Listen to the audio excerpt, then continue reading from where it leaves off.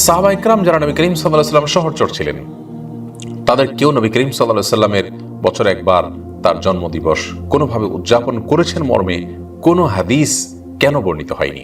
তার মানে কি তাদের সহি মন ছিল না? অর্থাৎ যদি সহি মন থাকলেই মিলাদুন্নবী উদযাপন করবে, ব্যাপারটি এরকম হয়, তাহলে সাহাবা ইকরাম থেকে কেন মিলাদুন্নবী উদযাপনের কোনো বর্ণনা পাওয়া যায় না? তার মানে কি তাদের মনের ভিতরে কোনো সমস্যা ছিল? নাউজুবিল্লাহ।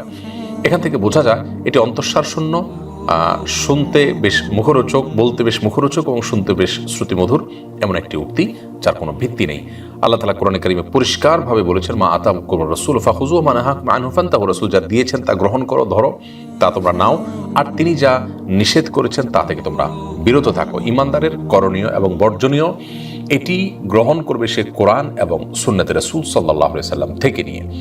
মন থেকে যদি গ্রহণ করা যায় তাহলে সেক্ষেত্রে মনচাহি জিন্দিগিতে করাই যাবে, যা খুশি তা করাই যাবে।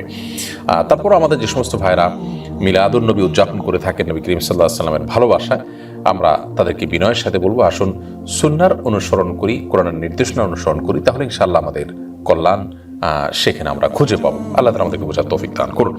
বিশ্বনবীর জন্মদিন সাহাবারা পালন করতেন না, বিশ্বনবী নিজেও পালন করতেন না। শুধু যখন জিজ্ঞেস করা হলো কেন রোজা রাখেন, বিশ্বনবী বলেন, যেহেতু জন্মেছি, এই জন্মটা আল্লাহ আমার না দিলেও পারতেন, জন্মের শুকরিয়া স্বরূপ আমি রোজা রাখি। সুবহানাল্লাহ। এজন্য 12 রবিউল আউয়ালে যদি কিছু পালন করতে চান, খালি রোজা রাখবেন।